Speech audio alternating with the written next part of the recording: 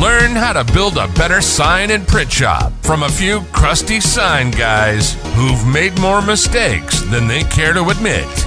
Conversations and advice on pricing, sales, marketing, workflow, growth, and more. You're listening to the Better Sign Shop Podcast with your hosts, Peter Kourounis, Michael Riley, and Bryant Gillespie.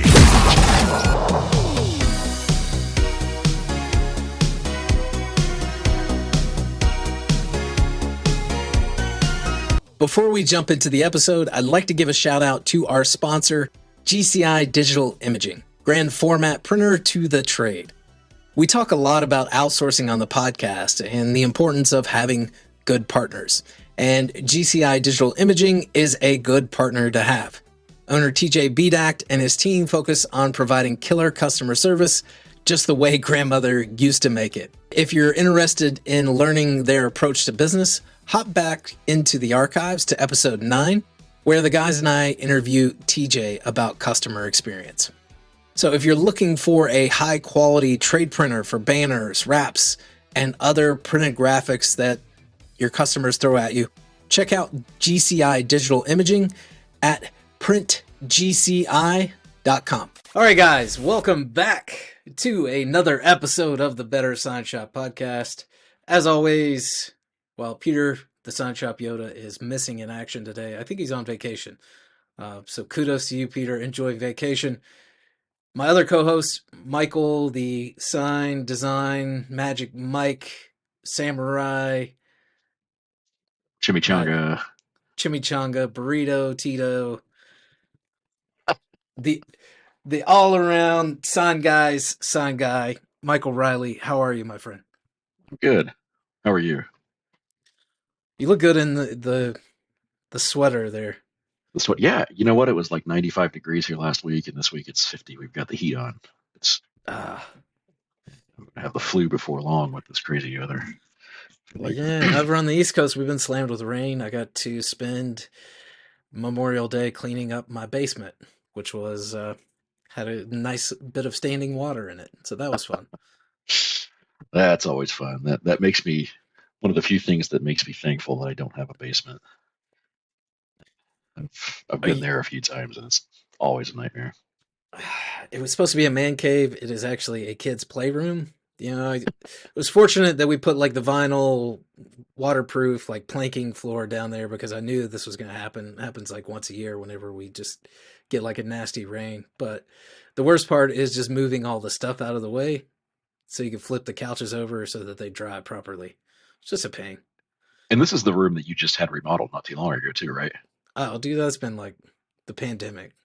It doesn't feel like that long ago, but it's honestly like, like 3 or 4 years ago at this point. Wow, that's crazy, isn't it? It feels like it was 2 months ago.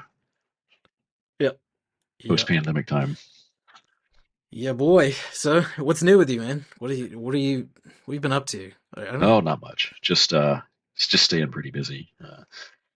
Pretty steady with design work and working more than I wish I was. And just started painting the house. Part of the house project has progressed to the exterior paint stage, so that's a lot of fun. I could barely walk today. I climbed up and down the extension ladder like 500 or 600 times yesterday. My step tracker on my phone says I walked like 4.5 miles, and it was all up and down a ladder. So you should have got a lift.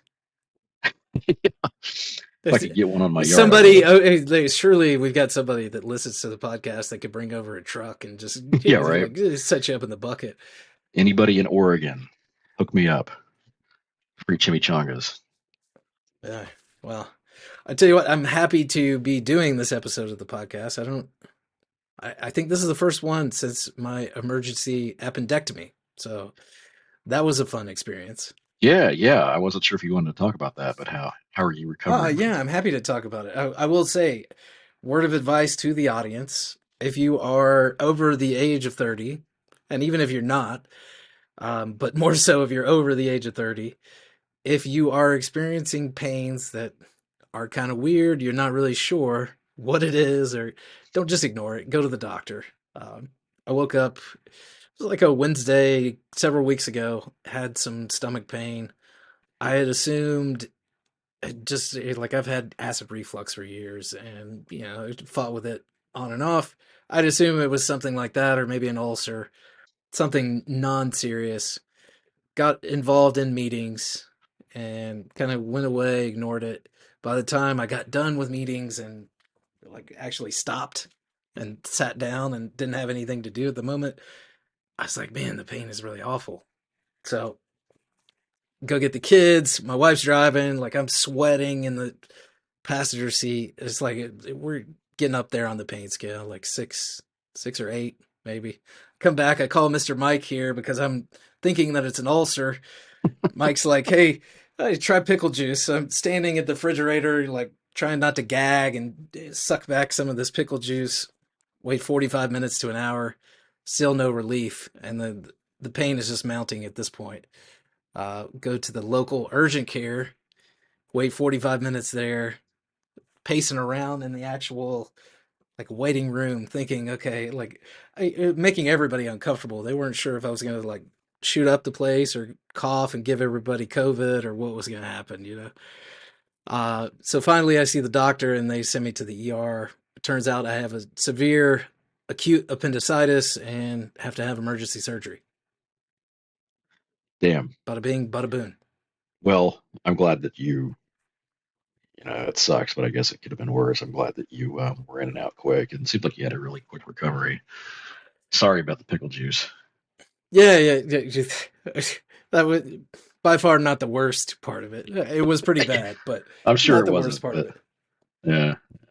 For No, those modern medicine listening, is great. I've got 3 little scars on my stomach. Like the worst part of that was this is probably TMI for the audience, but I'm a naturally pretty hairy guy. So like they shaved all of my belly and left like the top part.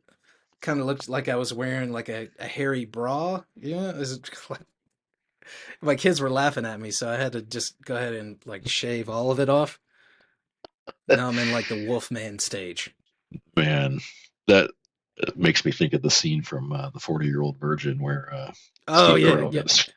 Oh, Kelly Clarkson.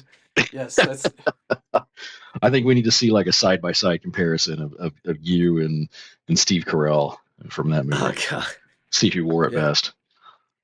Maybe that'll get the next cease and desist letter, 100%. Well, I'm glad that you recovered so quickly, and it wasn't. I mean, I wish it was something less serious for you, but I'm glad it wasn't anything more serious. And really, in the long run, I'm glad it wasn't an ulcer because an ulcer is really something you can't get rid of. So at least this was something that Yeah. stuck temporarily, but it's not a long term thing. So Yeah, and the appendix is useless, so yeah, why not get get rid of rid it. of it? Did you keep it? Did they like give it to you in a jar? I didn't ask.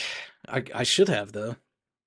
I I feel did like go you should have. back. That I went you could back have like this week, sent and that to somebody, yeah, your the mortal doctor said enemy. the pathology results came back, and he said it did not rupture, but it was very close to rupturing. So Well, I anyway, guess they caught it in time. I've heard that's just yeah. like absolutely miserable if it does rupture. Oh It's a yeah, pretty yeah. I was a excruciating. total baby about it. Like I was, I was like, they asked for your pain scale, and I was like, oh, it's 10, it's 10, it's 10. And my wife's over there like, hey, like childbirth, bro. Like just come off of it a little bit. But uh, That's hilarious. Well, yeah. So I'm excited for the episode today, man. as am What I. do I'm stoked for this. what do we got on the slate? We have got a gentleman by the name of Shane Durnford, Canada. He is been around for a long time, and he is a prolific sign carver, sign painter, sign designer. The guy does just absolutely phenomenal work. I've been kind of social media stalking this guy for a long time, most of my career, I would say. And his work is just absolutely phenomenal. It's on another level. I there's a lot of really talented, fantastic sign makers out there, but something about Shane's work is just, I don't know, it calls to me or something. It's beautiful. So really excited to have him on the show and pick his brain a little bit. And Yeah, I think for me, it kind of goes back to it, like the signage that you got in the business for. Totally. Yeah. Like, yeah, everybody gets into this industry. They want to make signs like he makes. I mean, it's like the pinnacle of handcrafted signage that, anybody would be jealous to have this guy's portfolio. Yeah, like super excited about it. A couple different threads I think we're going to touch on. I know like Shane was in the industry for a long time, took a break, I'm assuming because of burnout. Very real story for you and myself. So curious to get his take on that. And then, I feel like there's a lot of folks out there who want to do this type of work, but don't necessarily know where to get started with it. Like how do you break into this side of the industry? Yeah. Yeah. I'm excited to talk to him about both of those topics for sure, especially the burnout topic. I think that's, I mean, you know me, I mean, I'm always kind of going off on tangents about mental health and keeping your head about you in this industry because it can definitely drive you crazy. So I'm really anxious to talk to him about his experience with burnout and how he took some time off and came back and recharged his batteries. I mean, I think that's something that probably everybody after probably true of any industry or career, but something that probably everybody can relate to some degree or another. I know I can for sure. Oh yeah, yeah, me as well. Yeah. I would, I definitely want to do like a serious like mental health episode, but I think this will be a good primer leading up to that as well. Yeah. Yeah. Definitely for sure. All right, well, let's bring him on. All right. Here we are. We've got Shane Durnford. Shane, welcome. How are you today? I'm good, thanks. Yeah, good to be here. Awesome. Thanks for asking me on the on this podcast. Mike, Well, I've been you geeking got it. to set him up a little better than that, dude. Come on now. I don't normally do the intros, man. I don't. Yeah, yeah, right on the spot. I just like I did the lead up to him before we brought him on. So maybe you should do the intro. We just got to Yeah, warm up. We just got to warm up. Yeah, a Yeah, couple get takes going. just Yeah. practice. no, without a doubt, Shane really doesn't need any introduction. If you don't know his name, you've seen his work 100 different places. We were saying before we jumped on with you, Shane, that like the work that you do is like some of the work that we got into the industry to do, like the really beautiful carved signage that kind of blends art and commerce at the same time. Hmm. How was that? Was that solid? Yeah, that's good. That Okay. pretty much, All yeah. right. That I'm just writing up my workshop here, and that was basically what defined what sign makers should be. So, problem solving with artful solutions. So, yeah, you got it, nailed it. Perfect. Well, Well done. for those who may not be familiar with you, why don't you kind of go into your backstory a little bit? Well, I started in 81, 82 as a sign writer. I went to George Brown College for sign writing, and I was a sign writer for 8 years, and just plywood signs, trucks, everything, and it was okay. I was a little bored with my work. I felt I was stuck, and to be honest, I was going to leave the industry, especially when plotters came on. I thought, okay, that's it for me. And then I met a mentor who was a designer and a branding person, and he said, so I'll help you out. I'll mentor you. And so for the next 5 years, I stayed. I opened up a studio in Creemore, and he taught me everything I need to know about color, marketing, branding, design. And then I taught myself how to carve at the same time. And it just, things switched. It was just like a switch. It just changed everything. It changed the work, changed my clients. And it just showed me the road to a never-ending journey of learning and improving and striving. So I'm curious about that, Shane. You said that it kind of switched your outlook on the industry in general.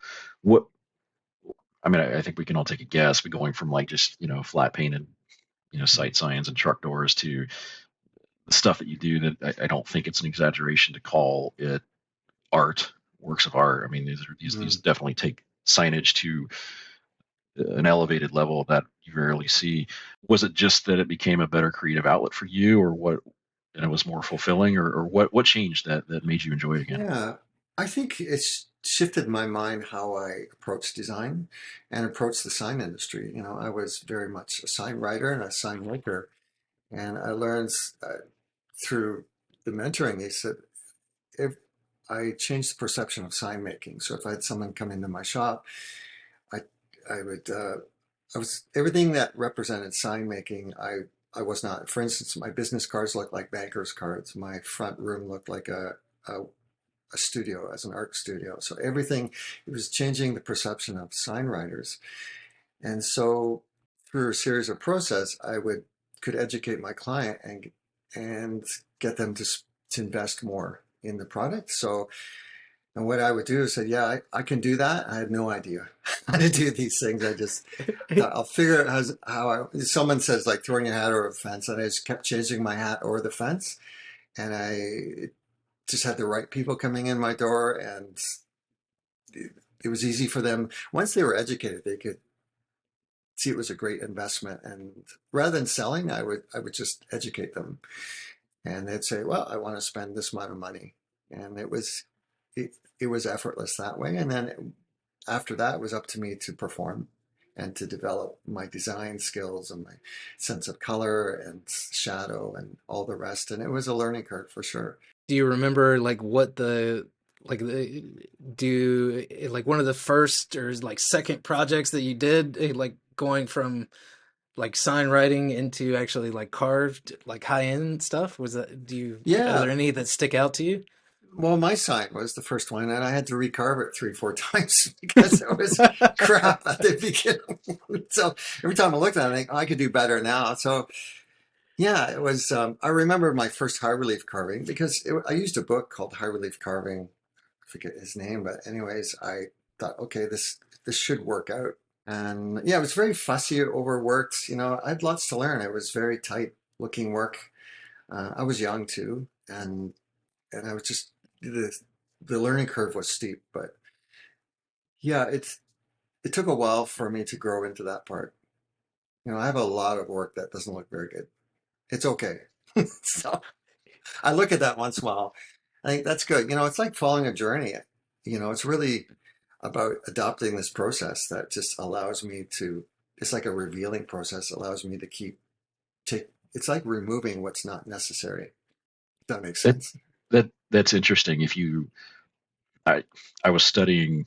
I went back through your Instagram page and your website, kind of studying some of your work the other day to prepare for our conversation today. And that's an interesting take on it, removing what doesn't need to be there. And I think that something that all sign designers probably struggle with to one degree or another Mhm. is the art of restraint. And you know, what do we remove? What do we take away from this to get the point across without it looking tacky or overwrought or whatever? Mhm. And your work, I think, more than just about anybody else's I've seen, definitely strikes a balance between what's there and what's not there, Mhm. and what color is present and what color is not there. I mean, you use a lot of monotone, color schemes or color tone on tone, and you use a lot of shadow to create color, for lack of a better term. That Mhm. and it really, I mean, I think it strikes you, especially strikes me as a designer anyway, to see how simple and clean, and I'm not trying to go with the right. I'm not doing it justice. There's a word I'm looking for here. Just very restrained, I guess. I mean, your Yeah, designs are incredibly restrained, and yet they work so well, and it's interesting to see how you've accomplished that. that is interesting. Yeah, one of the first things this mentor told me was it's always about one thing. You just have one thing going on the sign, and it's like everything else is in support of that. It's like an orchestra. There's a main theme to the piece. Everything else is in support of that. So that was that alone was a huge lesson. And then when building approaching design, I build a criteria. So it's story. So I gather as much information as possible. I, Everything, even I don't analyze it or think of design at the point. I'm searching and gathering, and then from that list, I'll build a criteria, all the key points that describe that business, that person. It's things about where they want to be, what kind of traffic is going by the door, the architecture of their building, the history of that, history of them. So all of it just goes right. It's like putting all these ingredients into a recipe, and it gets distilled down. It gets boiled down to its essence. So anytime I'm designing, I'll look for that one thread that runs through the whole design. And of course, I'll take into consideration where it's going because it should become part of the building or its surroundings. And that's what gives it its grounding and a sense of belonging. So after that, anything I'm designing or something, I try to keep my mind out of it. I don't think it through. I just kind of feel it alone. And something that just comes up, pops up, a picture or an idea, and I'll put it in. I won't question it. I'll just put it in. And how I cross-reference that is, does it align with the criteria? For instance, if it's a shop that sells leather chairs, does it feel like it would be part of the chair? For instance, because colors and designs and shapes are all emotional. So what I try to do with the signs is to communicate in an emotional way. So they're essentially visual cues and they have to line up with this criteria. So basically the criteria drives the design as opposed to me thinking what it should be. So I think it's like a bottom-up feel approach than a top-down. Do you have this criteria listed out like at the start of the process, or are you like going through and like sketching like, okay, like here's the main notes that I want to hit, or is it just it's all like up here or in here? Yeah, it is heart-centered because you know people purchase 85% of our purchases are emotional. So and visual language is an emotional language. So you can inject sense of smell and sound and all these little cues in there. It's not a conscious thing. So when I list this criteria, I just list the criteria. The criteria it's not about what I think or my agenda. I just list it, and then I just read through it. I get a feel for this thing, and then I just start to choose components, like what are the sign shape, like where's it going to go, how big does it have to be? So those questions have to be asked. But so this criteria just kind of guides it. It's like method acting. You have to learn everything, all the background stuff. So when you are creating it, it's believable and it's related closely to the business. So if someone's driving by or walking by, they gather so much information from such a simple image that it not only just entices people to come in, but it targets the right clientele for the business. So, and that's a selling point to the business as well. In most, when people come in my studio, the conversation started with, I'm different, I'm more expensive than anyone, but this is what you're going to get. And I'm a designer first and a sign expert first.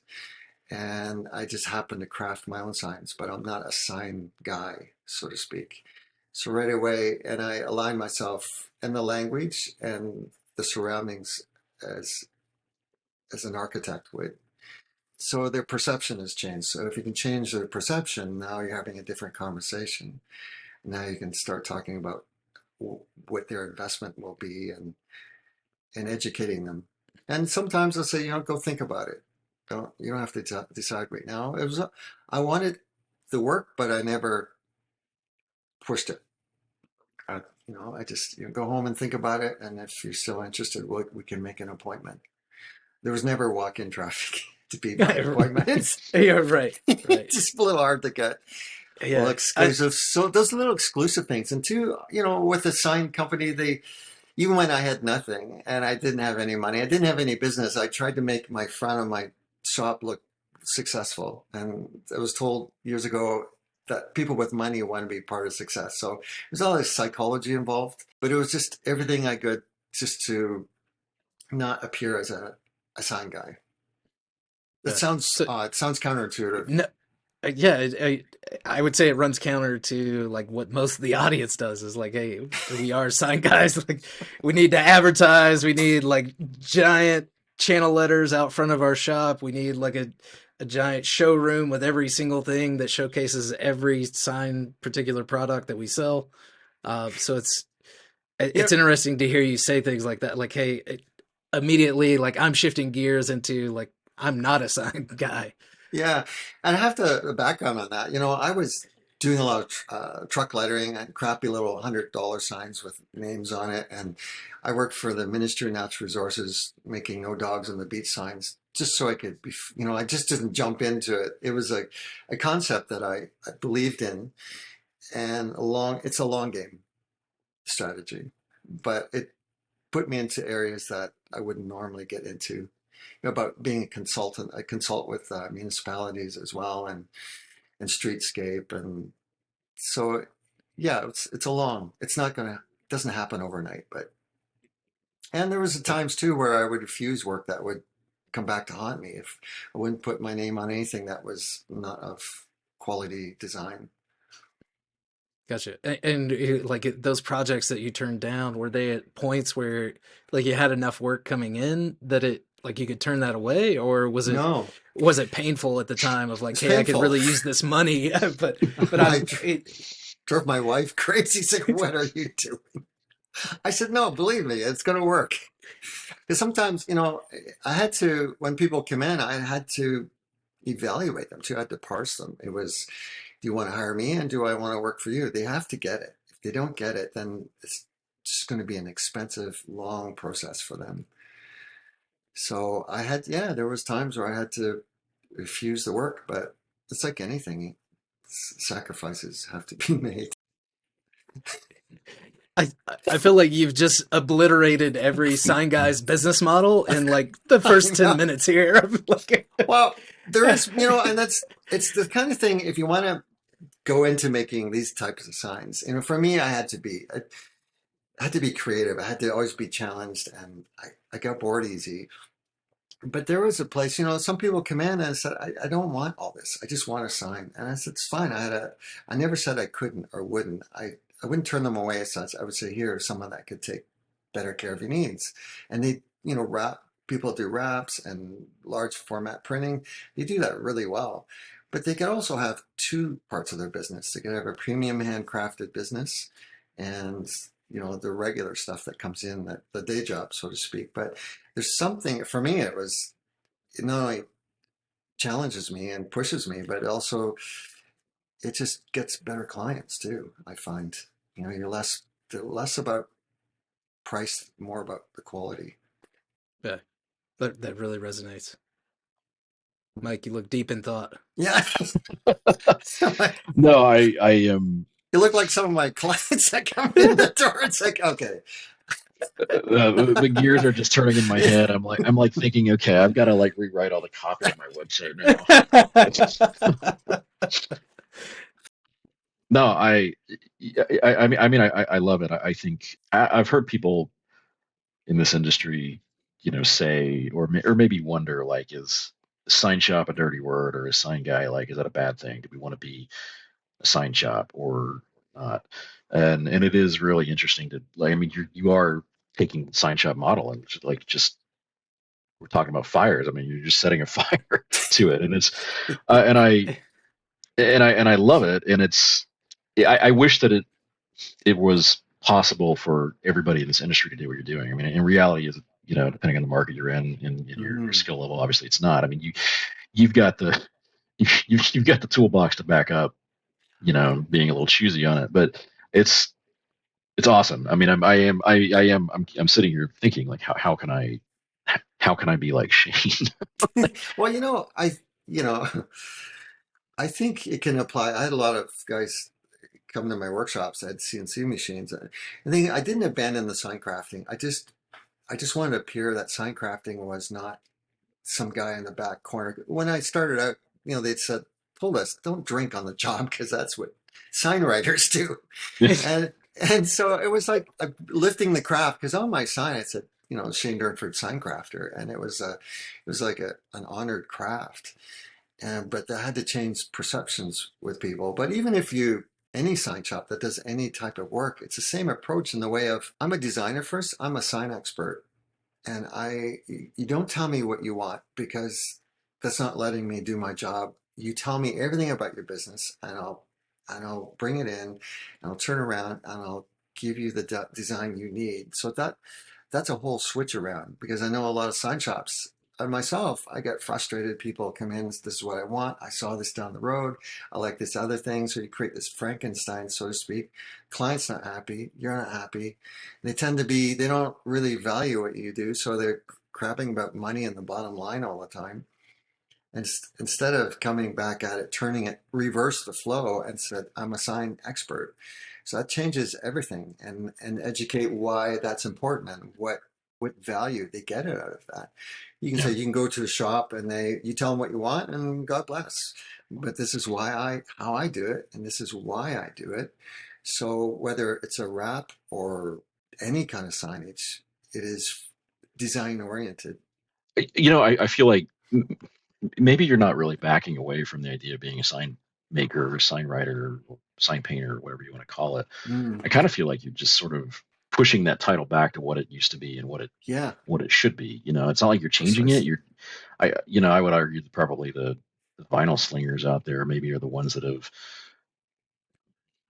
say that. I don't mean that in a bad way against them, but you know what I mean. Like read the room, Mike. Read the room. No, I don't care. I mean, I've been there. I have slung my share of vinyl and polluted our visual world more than I ever should have, and I'm the first. Yeah, I'm the first one to admit that. And anybody in this industry who's been doing this long enough needs to be humble enough to step back and say, you know what, this isn't where I thought I was going to go with this, and this, I'm not doing the type of work that I wanted to do, and I'm not the type of sign maker that I wanted to be. And I think Shane's attitude here or outlook on it, I think, is the reason that he is doing, the type of work that we all wish we were. Yeah. I'm going to get on the soapbox a minute and say, like, I think a lot of it is driven by the equipment and like the technology and like the manufacturers, where it's like, hey, how fast can you print? How wide can you print? Like, a lot of it is driven by that. Totally. And just the cost of the equipment being stupid cheap compared to what it used to be as well, where like, and I think we touched that on and it's all about the equipment. Right. Mm-hmm. Yeah. Or the equipment being so stupid expensive that now you feel beholden to it, and you've got to, churn out vinyl by the pound or crappy banners and, stickers all day long just to make your payment on the printer every month. I mean, we've all been there too.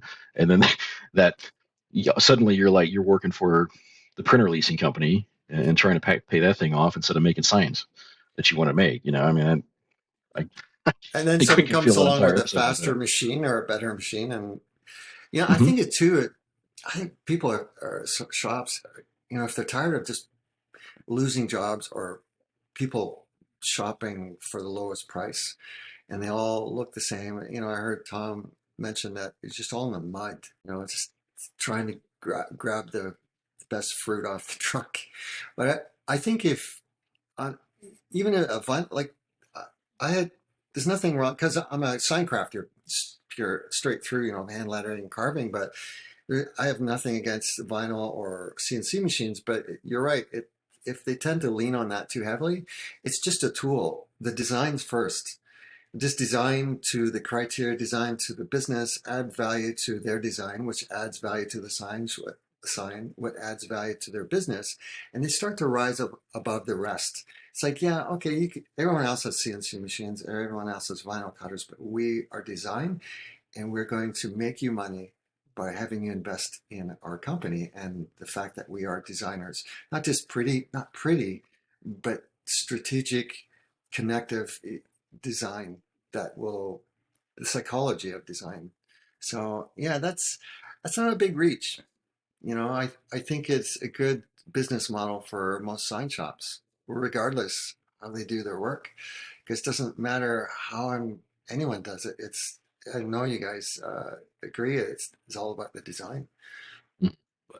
Absolutely. Yeah, absolutely. There's definitely a lot of shops out there that just have a vinyl cutter or wide format printer that are producing absolutely phenomenal, mind-blowing, beautiful work that is design first, design forward. Mm-hmm. So I mean, I agree totally on that. Okay, so plugging along, you're making your signs. Eventually you hit a wall, right? I mean, you stepped away from the industry for a little while. Yeah, that's I worked all the time. I mean, I loved it. I mentioned the Bryant before. I'd get up at 3 in the morning. I was like, I'm going to work. I have some, or I'd fall asleep and a design would pop in my head. So I'm going to go down there and make that.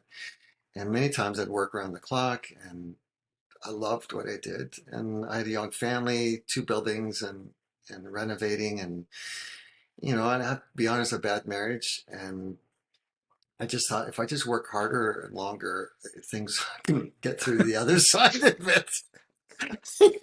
Ah, you know? you hit me right in the heart. Yeah, Yeah, that so you sounds get it. unbelievably And I thought, familiar. yeah, and then I just feel it coming. I felt that it was just my bone marrow was being my life energy was leaving me. And I was doing workshops and I was still designing. It was like I was not connected to myself anymore. So I think, and one day I came in the shop. I couldn't do it anymore. I couldn't pick up my tools. It was the strangest phenomenon. I just stood there. I said, I can't. So I just, the same day I ended, said, I don't want to be married anymore. I don't want to do this anymore. It's like, I'm just toast. So that was tough. That was a hard wall to hit, and it's a cautionary tale. And I was going to go off to be a cop, do something different. That was my plan, only because I just couldn't do the work anymore. Nothing wrong with the work. Business was great. It was going exactly where I wanted it to go. But it just, yeah, I had nothing in the gas tank. So yeah, I just took a hiatus. I thought, I'll give it a bit of time. I'll come back to sign crafting. And I did one last year. I designed it and they couldn't find someone to make it. So I thought, I'll make it. And it was tough. It was like swallowing glass, to be honest. But I stood at the end of it. I thought, oh my God, I love this. I love sign making. I love the whole idea that having something, draw it from their stuff and form out of thin air. And there it is in 3 dimension, interacting with the landscape and people. And yeah, there's nothing like it really. It brings in design, psychology, environmental design. I have to bring in so much knowledge. I've learned about so many things because every job I do, the design part of the criteria is research. If it's an old building, when was the building built? How would they have thought about things back then? They wouldn't have brought in certain things. So, and what that does is make it look like the sign was established the same time the building was. So, and that's, yeah, so I love the craft. I really do. I just, burnout's not good. What year did you hit the wall? 2010. Mm-hmm. Okay. And you were away until just last year. Yeah, pretty much. Wow.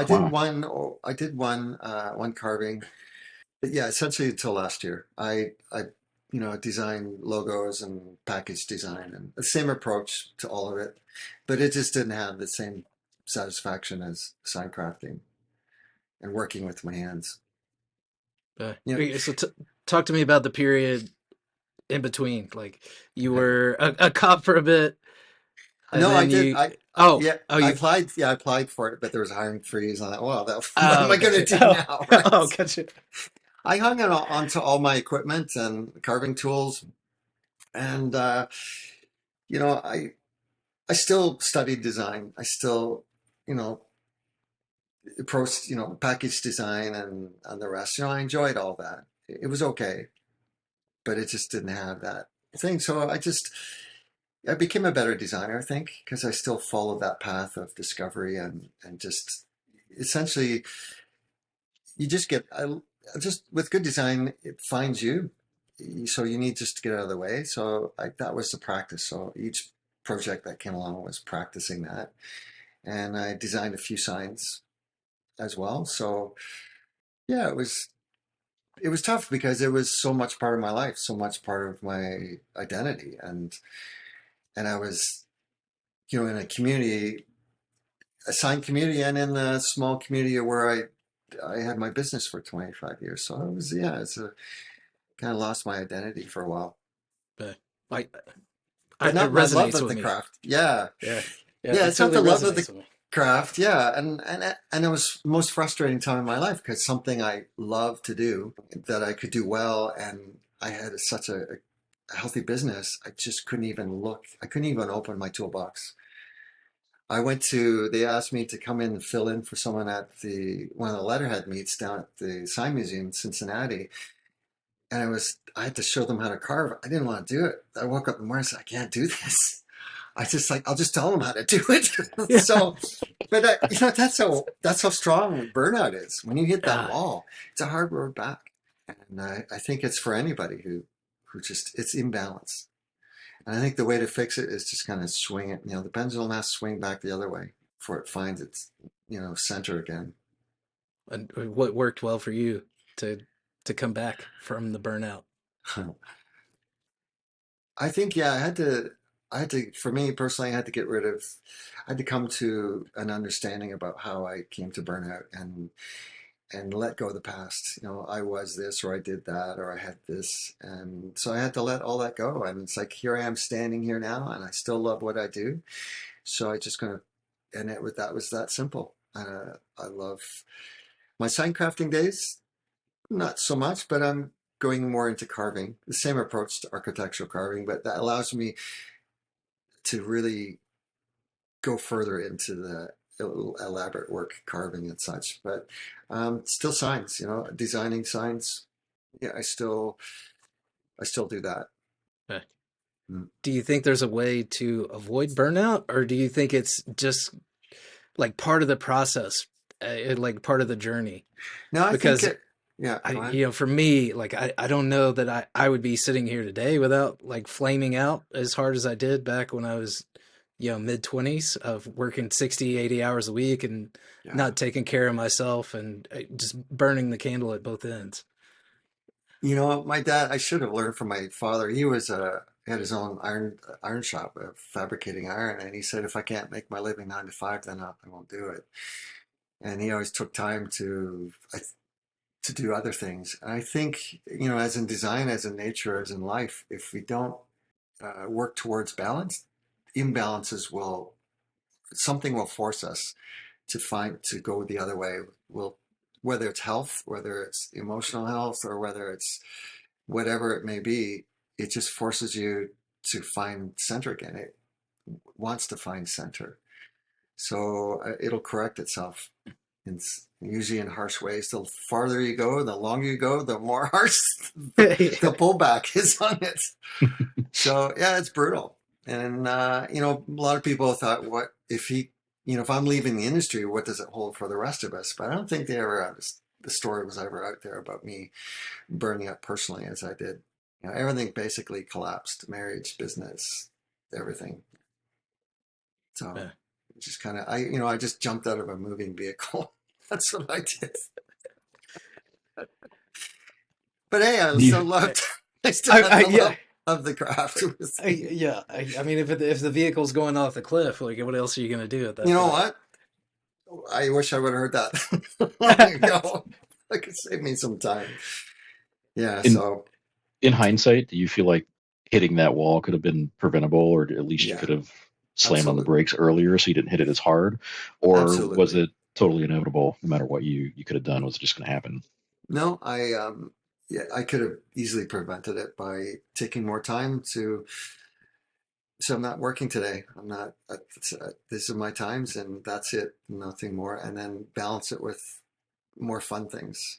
There was a time I didn't get out of my work clothes. I just, at first we lived upstairs. My studio was downstairs, so there was times where I would leave the building for a week at a time, and I could have prevented a lot of that. Just balance life, more exercise, more fun. Work hard, play hard. I just worked hard. That's it. Yeah.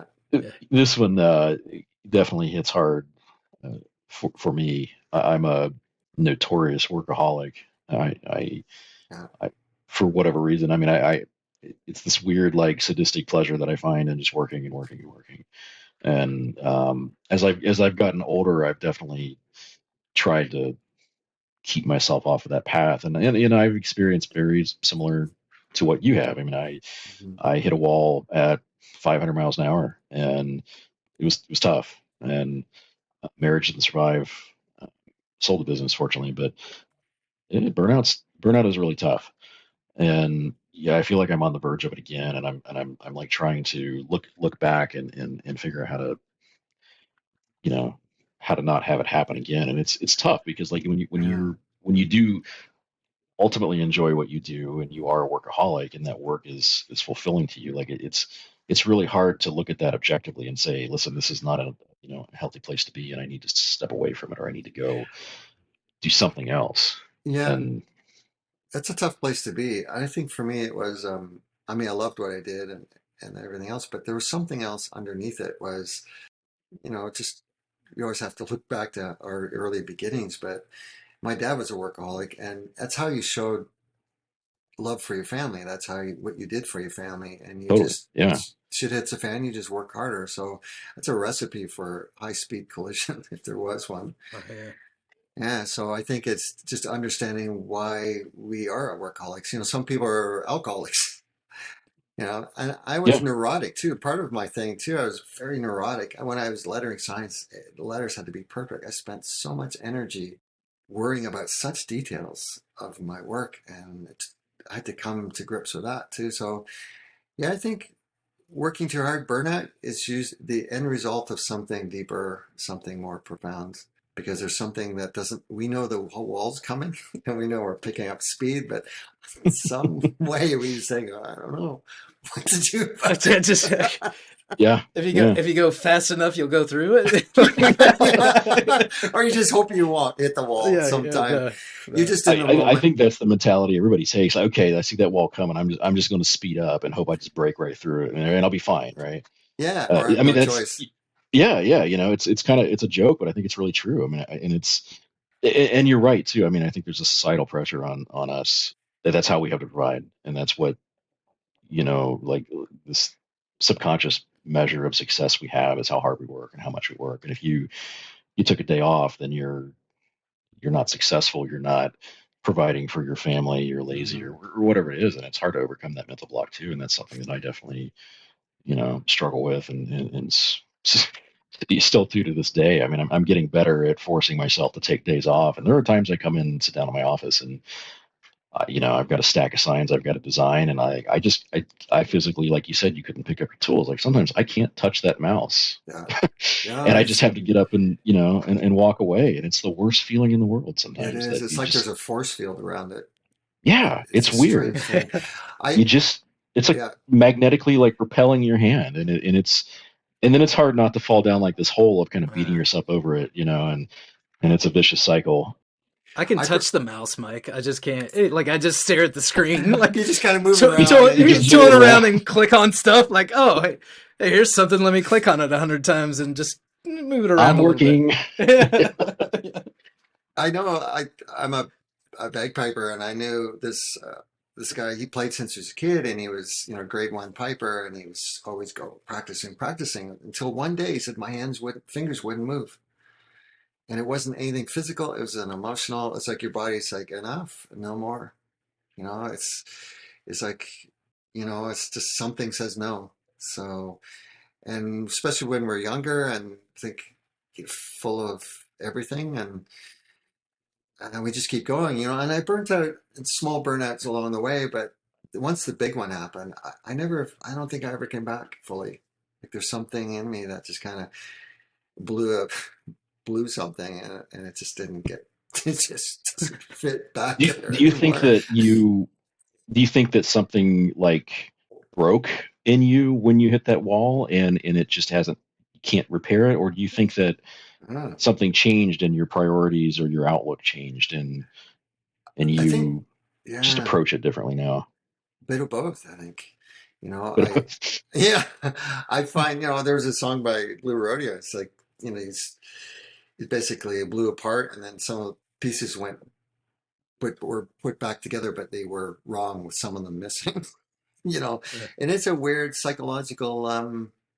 It's a powerful thing. You think, oh, burnout. Well, you get tired, you get exhausted, but no idea the emotional toll it takes, and that I couldn't touch my tools. I'd open my tool belt. I really feel nauseous. Like it's such a strong thing. Yeah. And I just kept pushing. And I think it's just, I don't know if something got broken. I think it just, I think, if you pull something out, and it just won't grow back anymore. Like if you just keep, for me, if I pushed it and pushed it and pushed it, and once it just broke, it just never came back. It never regenerated. So I feel like there's a piece missing. I don't have the same push or drive, but the love of the craft, but I don't have the longevity in there. I don't. And part of it is too, is like, I don't want to do that anymore. Okay. I think So for me, it was like the patience was the part that didn't come back. Like the willingness to like sit down at every minute detail, because that was, yeah, I used to yeah, think that was part of why the work was great, is like obsessing over every little detail. I hear you. You know, that's why I couldn't sign craft anymore. I couldn't make, because I'd spend hours, everything was so crafted to such a fine touch, and I just didn't have that in me anymore. Yeah, it's a strange phenomenon. I was going to say something, I forget what it was. It's funny you're talking about. I've been thinking just about my career here, but Brian, I mean, I'm in the middle of this ridiculous house renovation too, and Shane, the backstory here: during COVID, my wife and I got bored, and we bought a fixer-upper house and, and completely gutted it down to the studs, and are restoring it and renovating it. And for like 9 months straight, it's all I did. I mean, it was 12, 16-hour days in this house, and it's we're not doing just like a DIY type flip on it. Everything's gray. I mean, I handmade all the trim. I've handcrafted all these beams, hand laid all this hardwood floor. I mean, every single square inch of this house is touched by my hands. But 9 months of doing it all day, every day, like eating, breathing, sleeping this house, I hit a wall 2 years ago, and like it, I can barely bring myself to even like vacuum the house now, let alone it was, like, and it's only half done, right? But I yeah, can't do anything on it. I think it the was other. so Oh, go ahead. bad, Shane. I had to send him. Do you remember the show Home Improvement with Tim the Toolman Taylor and his assistant Al? Yeah. I got on Cameo, which is a service where you can like order videos from celebrities to your friends. It's great fun. I ordered a video from Al for Mike and I his love that. wife to give them a pep talk about renovating Oh, this house. it was the greatest thing too, and I tell you what, like I really needed it. Like it was great to hear from Al Borland in his flannel shirt that like Oh my gosh. there's a light at the end of the tunnel and you're going to get there, and remodeling is hard, but yeah, but I mean, it was the same thing. I'm just listening to you talk about, obsessing over these details. And like, I must have spent 30, 40, 50 hours driving around trying to find just the right type of nail for Mhm. my floor, Yeah. not even, let alone actually, driving all those nails in. And it's, like I said, we just started painting the front of the house, and we went through 40, 45 different color samples until we picked a color that we like. And just obsessing over all these details. And Yeah. it just, it drives you nuts. I think there's point in talking about that. I think there's something to that, you know, getting so deep in the weeds and obsessing over things that nobody else would even notice but you, that really leads down that path of burnout. And I think that obsession, I think anybody who's really great at what they do, has that obsession, or that, Mhm. that obsessive quality within them. And I think it's probably what makes them great. It would help me a lot, as I heard along the way, was the illusion of perfection. There's no such thing as perfection, and that released a lot of stuff for me. I think too, part of being the business, sign business, having your partner, having a good partner, that was part of my burnout too. It's like I had someone that would just like sabotage and spend money, and I wanted a break in a lot of ways. Like I said, I need a break, but so a partner's big big deal, and a good home life too. I mean, it's all connected. There's no separation. I think sign That's a maker. I think. really good point. I mean, Mhm. this is a difficult industry, and it's an exhausting industry, and one that takes a lot of tolls on you, and having a spouse or somebody at home that's supportive of you, or if they're actively in that business. I mean, you've got to be working together towards the same goal. And it sounds like you were kind of in a similar boat as me, where we were definitely not working in the same direction and No. constantly trying to undermine each other, and that definitely. I mean, it's really hard to do good work when you're you know fighting your own internal Yeah. battles and demons like that. It just, and it's not conducive to creative life. A creative No, life. it's not. No. It's not, and it makes. I mean, come hell or high water, if you're a creative person, you're going to live that life, and that's what you've got to pursue. And Mhm. there's no way you can get off that path. I mean, a creative person can't go work in a factory all day long and be satisfied. That's just not how it works. So a No. creative person has Yeah. to be, Uh, pursuing a creative job, and it's so easy to be derailed from that, and everything just that kind of emotional baggage makes creativity the part of your brain that is it's creative. I mean, it yeah. almost makes it stop functioning in a way. It is. It comes from that good place. I always think creativity is more of an allowing. So if there's other things, clamping down on it or sitting heavy on it, it's just hard to do. And that was always in my amazement when I was still designing. I don't know where these designs are coming from, but what I Yeah. discovered though, and it was through that process. People say, "Well, you're talented," or I love what you do. It's like, well, it's really not comes from me. All I do is facilitate the process of coming through me. And I've heard it other authors, like novelists talk about it, music composers, and many other, and they talk about it's just they get out of the way and they allow things to come through. So even when I was physically and emotionally and mentally exhausted, I still had these designs that were just like it was as if I was almost an observer as well. But Yeah. it takes the pressure off. But I think it's a good way to think of design because there's no pressure. You just set it up so things come through you, and it's basically designing from intuition. Yeah. This is the part that I really wanted to talk about of like what your creative process looks like and Hmm. like how you achieve that flow because like looking at your work, it's easy to see like like if I look at it and I try to picture like how would I have come up with this, like I could form no words as to like Hmm. how something like that would come together. But I feel like it's a series of steps and like to Hmm. get into flow maybe I don't know like what do you like what does your creative process look like, how would you describe it to everybody? Hmm.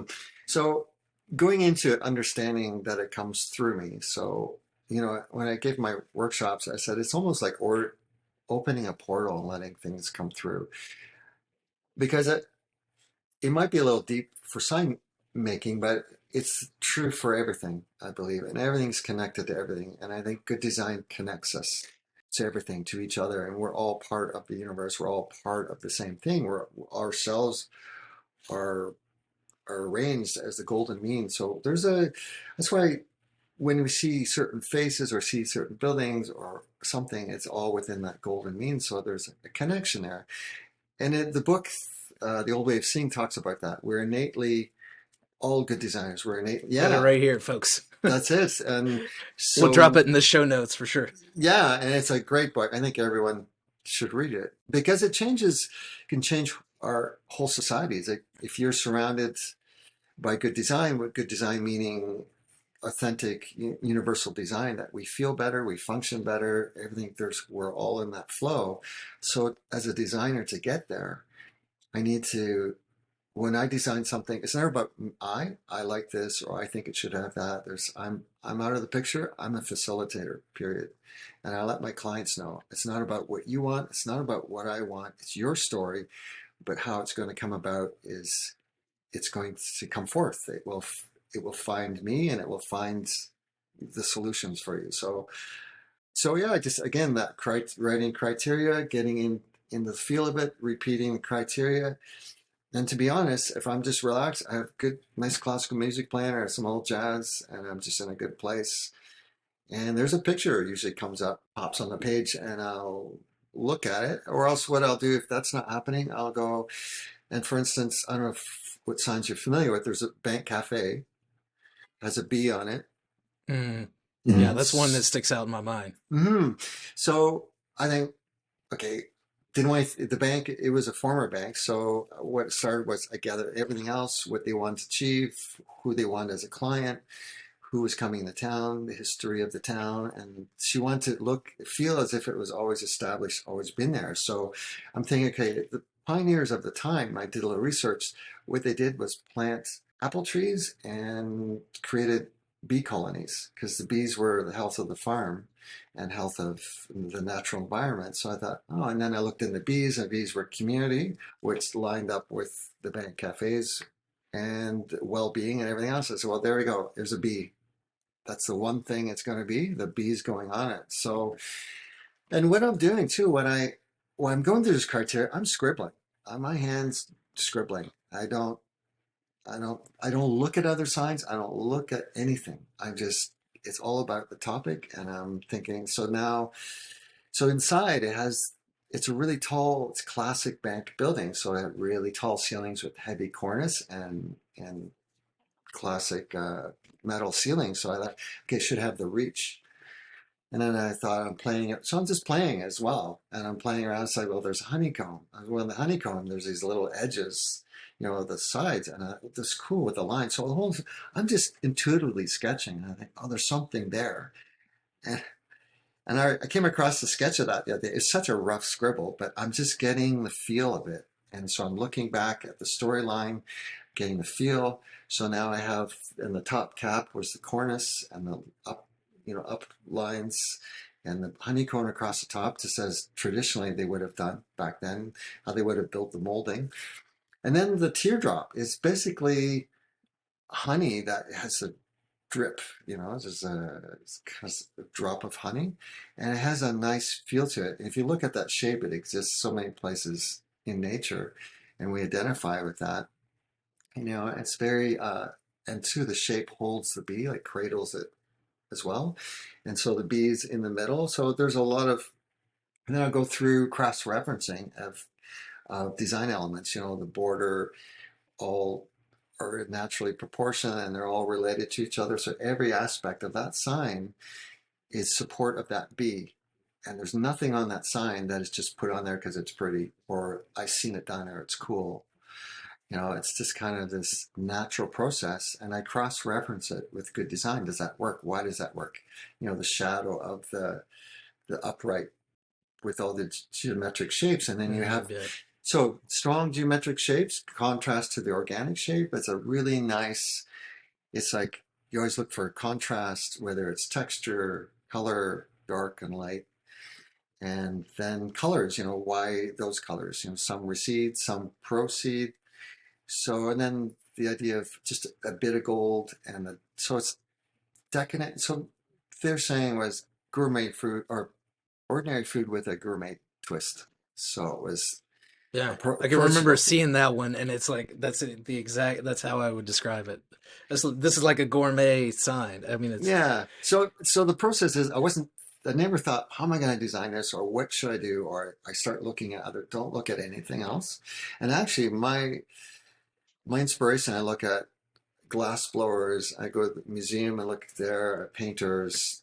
I hear like everything. I don't look at signs, and that's such a good tip. Yeah. Like, hey, because that's usually like the first place that people started. And I can remember back when I was like throwing out 20 designs a week, it was like, hey, that's the first thing I would do is like, okay, like, yeah, I got to get a pretty good idea. Let me Google this and see like what everybody else has put together for this type of business or something, And it's an easy common mistake. And I did that for 8 years until I met my mentor, and he said no. And I call it top down stuff. He's trying to make it work, and it doesn't work because it's not authentic. It's coming from our heads. Our minds are very limited in their ability. I like the saying of we never solve anything by thinking. And so it's more of from the ground up, it's more of a felt thing. And it makes sense because, so a client comes to me and so after I've designed it, I sit down and I reiterate their the business and the criteria I made, and they agreed to that. I said, so here's the design. I don't show them design right off. Usually it's a half-hour conversation before I present design, and then say, here have these elements, communicate these values you have, and then they say, okay. Some say, okay. What happens, I think, with a lot of sign companies, the client goes home and they ask their janitor or their friends or their husband or their wife what do they think of the design, and they'll put in the 2 cents. And so I usually give them the advice. I said, if you ask people in your life their opinion on this, I said, ask them how it makes them feel, because that's the language we're using, and that's the language that's going to get people in your store. You essentially want to seduce them. I had a lot of clients where they say, I had people come into my store and they said, I saw your sign and I had to come in here. What do you do? Yeah. How can I sign up? And I think it's because when you design that way, there's an intuitive, natural elements that go into it. I think, and then in the book you'll read that, and I think there's a lot of power to that.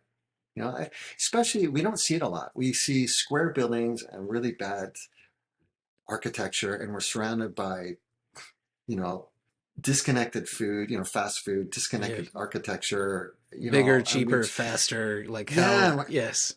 And our society is like, it's like eating fat junk food. You just want more and more and more. And the more you eat, the more faster you want to go. And I think, you just get numb to that. But then there's something that speaks to our true nature in all of us, our true beings as part of nature. That's why we all love going in nature, not just because there's birds tweeting and it's fresh air. It's because we look around and we see ourselves in nature proportionately and structurally. So there's something in that that's quite powerful, and it's such a great tool for a sign designer, and also ultimately your client, who's going to have lots of people come through and the right people come through their doors. And the thing is, typical too, a lot of them have a business and they spend all this money inside. I said they have no idea what's inside unless you get them in the door. Not just people, but the right clientele. So it's a whole art and science to that, a whole psychology to it as well. Well, I look at Mike and it like, I don't know if you just like put him in like a design coma or. Mike's in a trance right now. I know. I used to, in my workshops, I'd have a whole day of that, and just put my designs up, and I would deconstruct, and it's like worlds within worlds within worlds. It's like something so simple that can say so much. I think when people look at the designs that are created, that I've done, they feel it, but they just don't know what it is. They say it's so simple, but they say so much. I think it's along those lines. I think we're all great designers. Our heads get in the way. And it's easy to do in our worlds. It's just fast, cheap, and lots of it. So if you were to, oh, Mike, I'm sorry, I interrupted you. I heard you take a breath. You're about to launch into it. Oh, no, you're fine, man. Go ahead. Okay. All right. I was gonna say, Shane, like, if you had to give like the average sign shop that is doing like the standard stuff out there, like one or two bits of advice right now, what would you tell them? How can they be better? Yeah. This doesn't happen overnight, and you have to carry on with business and commerce. But I think if there's something creative in you that you want to express, or you're feeling frustrated with your work, frustrated with your clients, or frustrated with not getting the jobs you want, or competing on price alone, then start injecting that. Start bringing the designer to the fore, and go learn about design. Don't look at other signs. Don't look at other things. If you are looking at other things, don't look at signs, but look at things you see. Just could be anything, architecture or what someone's dress, how they dress, and try to understand what is it in that I really like, and try to understand. So if you try to understand design that way, and start to educate yourself on design. There's some good books out there, and even just the fundamentals of design and color theory and all the rest, and just start injecting it into your work. Start coming forward and say, I'm a designer first. We are a design-oriented company, and this is the value, and this is why you should come to us instead of someone else. Because anyone can get a sign anywhere, and mediocre signs are everywhere, and it's not a judgment call. It's just the fact that they're not designed well.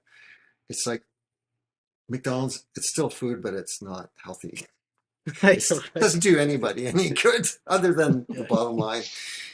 So yeah, I would just tell them, just start to become better designers and look into what that is, and stop looking at other people's signs. You can look at them and say that's wonderful, but that's someone else's solution for a very specific problem. But if you insist on looking at signs, what is it about that you like? I mean, take away the gold, take away all the glitz and the bells and whistles, and it should stand as black and white image without any color, without anything like that. And that's another thing with design too. It has to stand on 2-dimension. And then all the 3-dimension does is enhance those features. It just tunes that design a little more. So yeah, and you know what? Get away from the computer. Start sketching.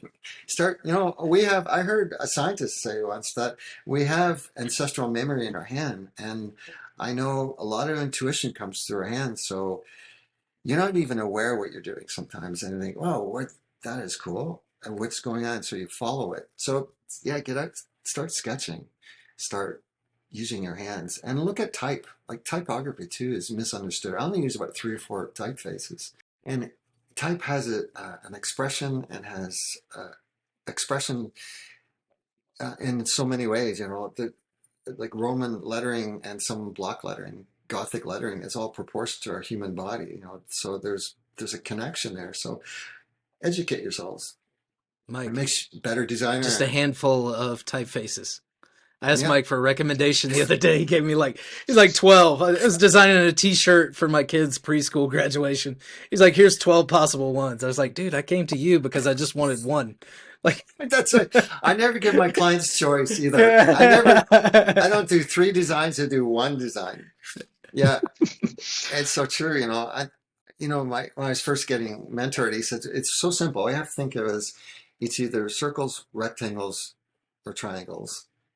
Or circles, squares, and triangles. That was it. Everything in the world is of those things. So I always say English is my second language and visual language is my first. And I think, as people, as human race, we have tens of thousands of years of development in that area. So if we understand that, the more we can understand it, and it'll be lifetimes before we can articulate it, but if we can understand that somewhat, we can communicate through signs or any other visual medium.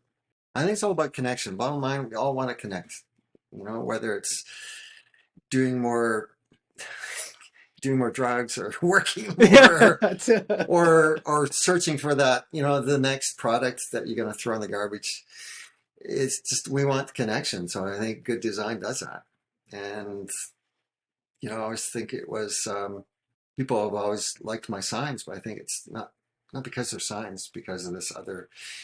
They just connect with it on a deeper level that we don't normally do in everyday life. So there is a place in the sign industry for that. If anything, there's a big opening for that because everybody's going this way, and you can go do the other thing, and even if it's just really good design and becoming the sign experts, the design experts, not just in the way of, this is how I think your sign should look. It's like, this is the solutions for your business.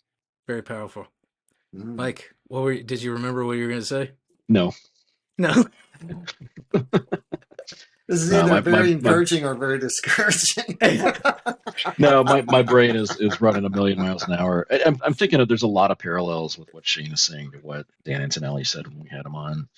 He talked a lot about psychology of branding and marketing and the thought processes and psychology behind consumer buying patterns and everything like that. What attracts a person to something. So I'm thinking a lot about that. And I love Shane's suggestion to, if you're looking for inspiration, don't look at signs. I think that's something that on a daily basis, I'm on Google Images, like, because after a while, like, how many monument signs can you design before they all start looking exactly the same, And I love the advice to not look at signs, to look at anything else. And I think that the rules of good design apply to anything that is designed, whether it's a sign or whether it's a mouse or a car or anything. Good design is good design, and I think there's probably a lot of inspiration that you can gain from looking at other well-designed objects or things that have nothing to do with signage or typography or advertising or anything. It's interesting. Everybody talking there, I remember Toyota, that they designed a lot of their cars at first by hand. So their idea is that human body kinetics create lines that are within the golden mean. So, and everything they do is a lot of hands-on. And what happens, you sit in a Toyota or you look at a Toyota, you just feel good. And when you sit, I've heard people say, I love my Toyota. Just sit in it, just feels right. It fits.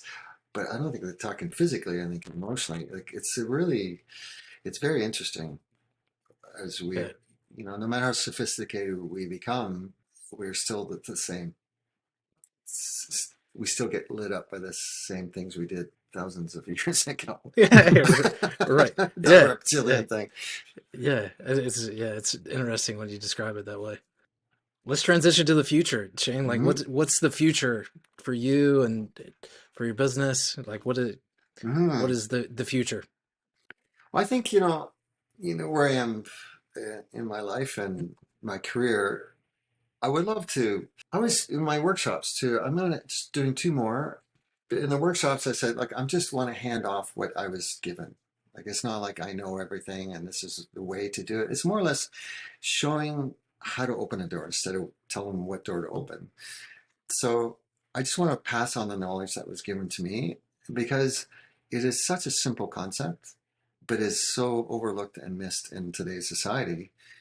And I think it would just make the world a better place and make your business run better, more satisfying, and better clients. But so many signs I see everywhere. It's just there's such disconnection around there. So I want, hopefully in some form, pass that forward, whether it's someone suggested Zoom, because it's expensive to come, to get on a flight, to pay for the workshop and the rest of it. But perhaps a book. Someone mentioned, a book with all of the design philosophy, all the processes, all the pictures deconstructed. So it's just one book you can keep on hand and just kind of remind yourself how to go about, not to get in your head too much. So perhaps a book for me. But as far as work goes, I'll always be a sign guy.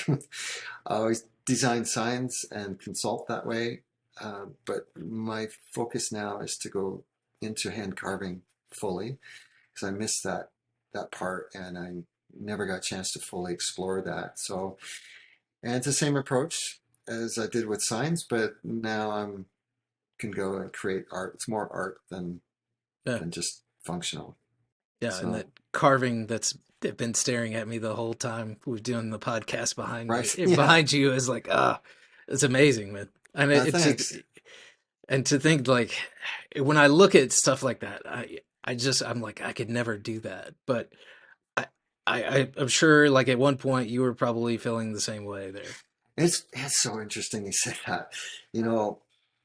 I feel I've learned so much about life through my work, and not just through the work, but striving to, as you say, to keep getting better, to want to do more and better. And with carving was a big one, because when I first started carving, I think I know what I'm doing. I get it. So, and it's just this mess. It's like chunks missing, and I think I can't see anything anymore. And I think it's like life, right? It's like we just kind of, I thought I knew what I was doing. Now I'm just in this mess. So how I started was, I think, okay, I'm going to break it down into small pieces. And I picked my highest and the lowest points of the carving. And now I'm just going to break it down to simple steps.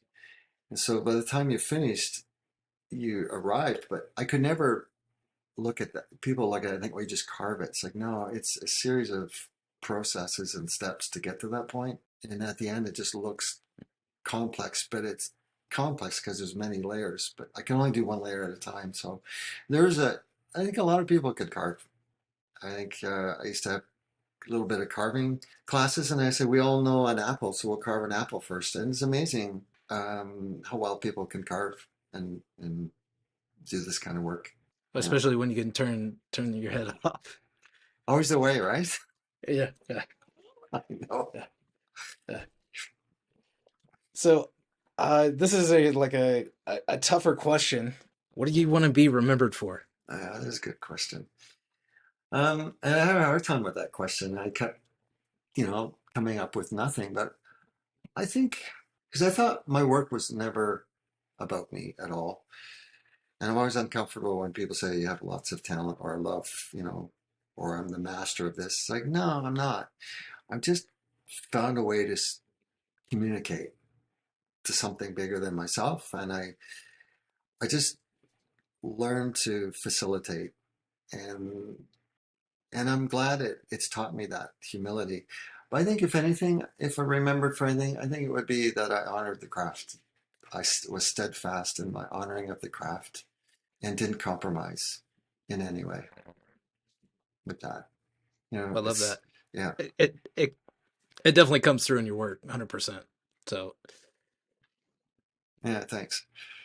Mike, are you just... I think I've disturbed my... I see it. He's like, I don't know anything. I don't know. Shane broke me. Step one, though, right? Oh, yeah. Mission accomplished. You can't fix anything that's not broken, right? No, I have his Instagram and stuff open over here on my other screen, so I'm kind of scrolling through it as he's talking and looking at all these signs and stuff, and just it's been a little while since I look at some of your work, and it's just, part of it makes me just want to like throw up my hands and quit, right now. Screw it. Your walk through life is really interesting and really resonates with me. It sounds like we've kind of had some similar experiences with hitting that wall and burnout. So I apologize. I don't mean to be quite so quiet. I know I'm usually not quite the quiet guy on these, but I'm just kind of absorbing what he's saying. A lot of it really hits home, and it's very pertinent to, kind of some of the things that I'm dealing with right now with burnout work and thinking about the future. And for that matter, what do I want to be remembered for, and I don't want to be remembered as being a workaholic. Yeah. I think that's my biggest fear myself. Mm-hmm. Especially to my kids, of like, I don't want to be remembered as that to my kids. Like, hey, like dad was working. This big thing happened and dad wasn't here. Mm-hmm. That's a big, oh my God, that's huge. And I was lucky enough to work downstairs and my kids would come down and for a lot of years, they want to talk to me. It was down in my shop. So they'd come down, I'd stop what I was doing and give them full attention and talk with them. But I didn't go on camping trips. I didn't go hardly anywhere with them because I was working all the time with such great regret. But I have to say, though, my kids, every time they smell sawdust or the smell of wood, they think of those fond memories. So hopefully I got quality time in there. But yeah, life's tough when you have regret. Regret's a tough one because you can't do anything about that. But guys are still in a position. I think it's just striking balance, just creating balance and understanding why you feel the need to work so hard. And you think of, just this whole conversation. Dirk Rampling, his work. Are you familiar with Dirk? He's in Australia. Yeah. Yeah. So they took my workshop. And through the workshop, he had the same expression as Mike there. Actually, more so. His eyes on it. He looked so tired. He just like, it's like exasperated and beleaguered. And it took him. He said it took him. He went back home and it slowly absorbed into him, like processed. And he approached his work entirely differently. And it just, his work in a matter of a few months just switched right over. completely into a whole other level of design and doing his own thing. It didn't look like anyone else's, which was pretty cool. So yeah, it's like learning a new golf swing. It's a brute at first, but after a while, it's so simple in its application. And Shane, tell us about the workshops real quick. I know Mhm. we've hinted around at them a little bit, but just give us the Yeah, elevator pitch on those things. yeah. Well, I think I call it's just a rethink on design, and it's pretty much what we've talked about. And it's just a whole shift. It's a full weekend. People have taken it before. It's a game changer. Dan Swatsky took it, and he uses a lot of it in his business. It is like a light bulb moment for a lot of people, and it's changed the way they do business and design. It's a 3-day workshop. Starts Friday and goes till Sunday afternoon. A lot of it's in class, dissecting or deconstructing design and selling signs, and just pretty much everything we've talked about. It's the full package on that. And also at the end of it, they get a free design consultation on one project for me, good for a year. The first one is this weekend, and the second one is July 14th to 16th. And I have, if you know, Roger Cox, he's coming. He had House of Signs. Yeah. Gary Johnson. His signs are unbelievable too. Yeah. That's another one that's worth looking up if you guys have never seen it. Yeah. And Okay. Noelle Cotham. She does Sign It signs in Chatham. She's been sign crafted quite a bit. Yeah, that name sounds familiar. I've heard it. Sign It. Sign It, yeah. Sorry, Noelle. I forget your last name. That's okay. Yeah, we'll try to include all these in the show notes. Yeah, for sure. and Gary Johnson of Great American Sign Company, so he's coming, and a few others have expressed interest. So it's interesting, though. I thought I'd get more, but it could be signs of the times. I mean, I used to do them; they were full all the time. But it's a commitment, not just to come to the workshop, but to wanting to change how you do business. And a lot of people think I can't. It's beyond me, but it's not the way at all. I mean, if you saw my work before, it was mediocre at best. It was. And I keep it around. It's just like, well. Yeah. Sometimes you got to keep yourself humble. Certainly. It's just like, it's like playing in the wrong ballpark. It's like, I'm all by myself, think I'm doing a great job until I go over to the other ones. Oh, this is how you play baseball. There you go. That's simple.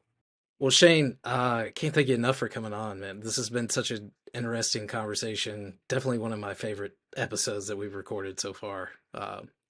We hit on so many different things, and I'm kind of like Mike in some aspects, but I can still move my mouth and words come out. So we're good. We're good there. Yeah, Shane, I apologize in advance. No, I feel like I'm gonna in like 2 days you're gonna get an email from me with like 8,000 questions and thoughts, and like as this stuff just like works its way through my brain and all it hits me all at once. I'm like, oh, I should have asked him this. I should have asked him this. So I apologize because I'm going to overwhelm you with questions pretty soon. Well, that's what that's why I used to tell my clients, if I saw that same look, I think just go home and let it absorb it and come back. Call me. Let it marinate. You let it marinate, yeah. But I've enjoyed this a lot. I feel like I sit down at a kitchen table with you guys. The only thing missing is a beer at hand. So I've enjoyed it a lot. It's been great. It's great to talk to sign people as well. We'll have to invite Shane to our next happy hour podcast episode. Yeah.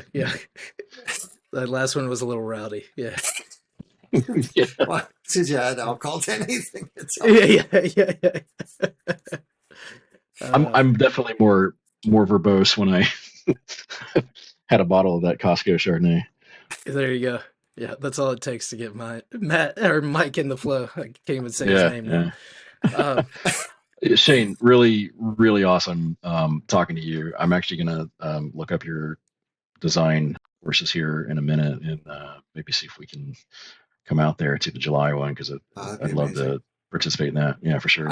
I think that one will be, you know what, it's just going to be such a great exchange of good sign people. You know, Roger and Noella and Gary, and if you guys came, I think it would be a really memorable event. You know, a small Yeah, group. I'd love to. I'd love to. I've been wanting to get out to, I did Jay Cook's sign school years ago, like Yeah. 25 years ago or something like that. And that was the last one I did. And, I thought about doing Dan's up there in Canada too, but I don't make signs anymore. So I don't know how much I would get from his, but this definitely appeals to me a lot. So, I'm hoping I get to meet you in person here in the next couple months. Be great to see you. And Collingwood's a beautiful area. It's stunning. Truly, we have the Niagara Escarpment and Georgian Bay. It's a pretty area. I've been up in that area before. It is lovely, especially in July and not in the middle of winter. Yeah, that's right. Unless you have skis strapped to your feet. Yeah. Beautiful. All right. Shane, thanks again. Yeah. Pleasure, man. Yeah. Awesome, Shane. Let's keep in touch too. Like that. But hopefully you'll see both of you or one of you at the workshop in July. That'd be amazing. Yeah. I'm going to try to come. I'd love to be there. Super. So, all right. Thank you for your time. Really appreciate it. It was great talking to you. It was a great great listening pleasure. to you. All right. Thanks. If you liked this episode, make sure you hit subscribe to get all the latest episodes and check out our website, bettersignshop.com. Get free resources and helpful tools on growing your shop. Thanks for listening.